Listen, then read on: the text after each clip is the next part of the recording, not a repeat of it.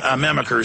But the disruption of the body's endocrine system by pollutants put in place by man has nothing to do with sexual preference, nor what God or nature intended. In 1994, the Pentagon admittedly sought the development of a, quote, gay bomb in which it would use non-lethal chemical weapons to disrupt hormones and create widespread homosexuality, but it's happening every day in a less dramatic fashion, in the products we eat and drink, touch, and come into contact with. Are we really afraid to face the reality of social engineering through chemical assault due to politically correct taboos? The elite have stated their eugenics and depopulation agenda ad nauseum, and yet for the past 50 years, sperm rates have continued to plummet, and BPA is admittedly linked to male infertility.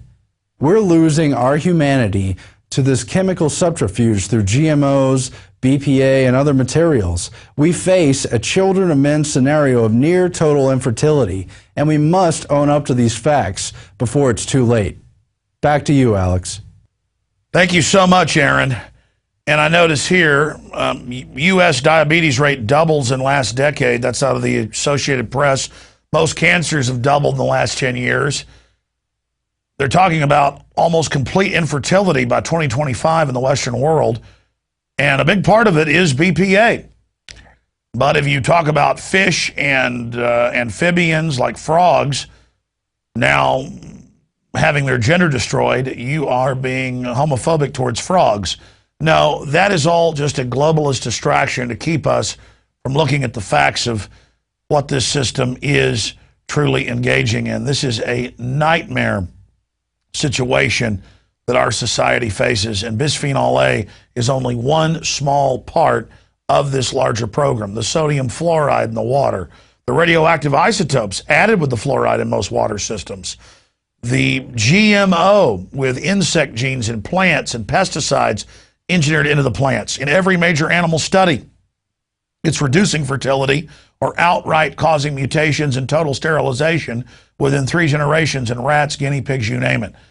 The truth is, Hitler picked up his whole eugenics program from the United States and England. I covered that in my seminal film, Endgame Blueprint for Global Enslavement. And after World War II, when they got embarrassed and the world woke up to them, they openly said in Eugenics Quarterly and other publications, we're going to go underground. We're going to repackage our system. We're going to hide things in the food and water, and we're going to get these people. And of course, John P. Holdren, the White House science czar, wrote, we need to come up with sterilants hidden in the food and water. So many others talked about it as well. Aldous Huxley, his brother, Julian Huxley, Bertrand Russell. It's up to you to go search out these facts and look it up for yourself and to discover that this is the real issue, not what's coming up on television tonight on Dancing with the Stars. I hope you realize this is groundbreaking information, that it's up to you to research the facts for yourself and discover that not only are we telling you the truth, but it's far worse than we can even reveal to you here because there's so much evidence. Check it out for yourself. We're going to go to break and come back with a federal government program of shipping guns into Mexico and drugs back in the United States to destabilize North America and attack the Second Amendment. Larry Pratt and the ATF gun running scandal. Straight ahead. You don't need me to tell you that humanity is in a deep crisis. Everyone can feel it. We know a tectonic struggle is now taking place between the forces of freedom and those who love darkness, bondage, and enslavement. Yes, my friends, evil is rising. But take heart. For every action, there is an equal and opposite reaction. Recently, New World Order operative Hillary Clinton admitted they're losing the info war. We are in an information war, and we are losing that war. The globalists are scared. They've overreached. The future of the info war is in your hands. Join prisonplanet.tv. Download the thousands of special video reports, ebooks, and more, and get them out to everyone you know. Continue to spread the word about the broadcast on YouTube, Facebook, Twitter, and every other globalist propaganda platform. We are going to use their system against them. The info war now goes into high gear.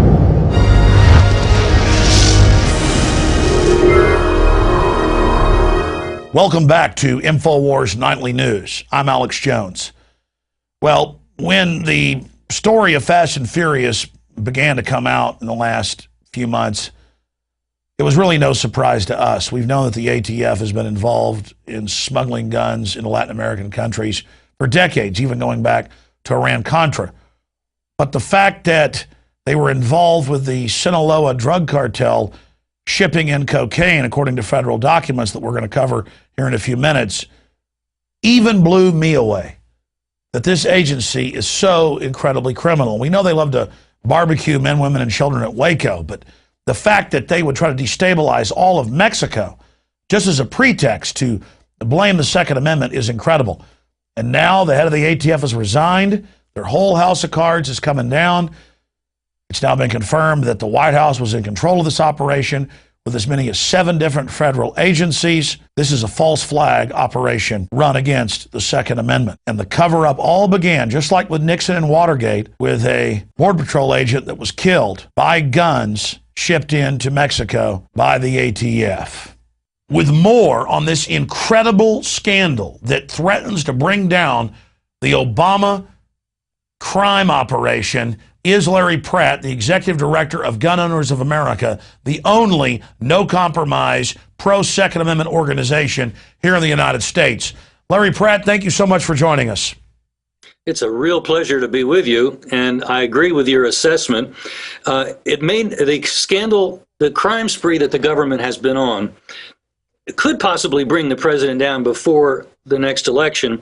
But my guess is that there's just so much investigating that's being done that Congressman Issa, who's the point of the spear on this, is not going to have things in a position for that. But I do believe it will affect the election, and it will almost certainly guarantee that the president be a one-term president. He has refused to fire the people responsible for running guns into Mexico, some 2,000 guns being used in crimes that have taken the lives of about 200 people. Only 600 of the guns have been recovered, so there's a lot more crime coming down the road. And this, I think once the Republican nominee gets a hold of this, if they don't do it beforehand, it's going to be lethal. Because Obama and Holder, the Attorney General, both refused to fire some of the people that have been involved in this. One man, the head of the ATF, they just moved him over to a nice cushy job in the Department of Justice to get him out of the limelight, they were hoping. What it did, though, was actually, I think, make this case go beyond the breaking point. I think now even the Democrat media is going to be dealing with it reluctantly, as little as possible, but nevertheless.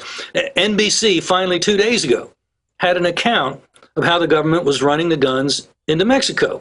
ABC still MIA, but CBS has been doing a very decent job, although they've kind of put the kibosh on the TV time of their investigative reporter, but she's still on their website. And Fox has been doing this almost daily. William LaJeunesse has been in Arizona this week, going down to Mexico with his camera.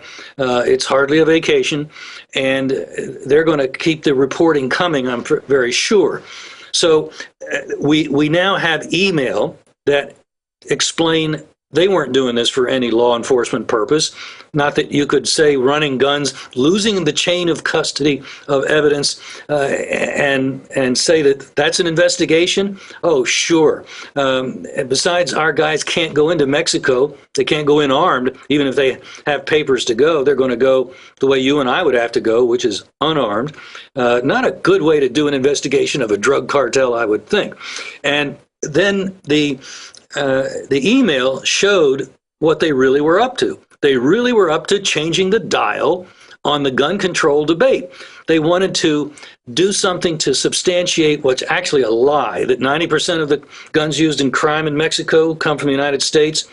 Well, among the guns that could be traced, that the Mexicans thought could be traced, gun-related crimes that would occur down in Mexico, some of their documents showed they were actually pleased at the increase in violent crime in Mexico following the beginning of this program in October of 2009. Now, Larry, looking at this, clearly we now have multiple people at the White House that's now come out who were aware of what was going on. We have guns being shipped out of Tampa down into Honduras. We have the El Paso Times reporting on the Sinaloa gang allowed to ship in thousands of kilos of cocaine by the U.S. government. What's really going on here at the end of the day? I mean, this is massive. This makes Watergate look like something a choir boy would do in comparison. I mean, will this bring down Obama? Well, Richard Nixon got into a cover-up, and that's what got him in trouble. And he wasn't trying to cover up some 200 bodies. But that's exactly what Obama did, certainly this week, when Melson was allowed to move laterally from the ATF to the Justice Department, and Obama and Holder obviously signed off on that. I mean, that's a big deal when the head of one of your agencies is being transferred to another agency. And I think he's inescapably got ownership now, and ISA is certainly going to use that point, and he will articulate it, and hopefully other Republicans will learn from him how to sing this song, because if enough of them start to talk about it and make it, as it should be, as big an issue as the jobs killing that Obama's been doing. He's killing two things, jobs and Mexicans. And that ought to be the focus of what the opposition party is talking about.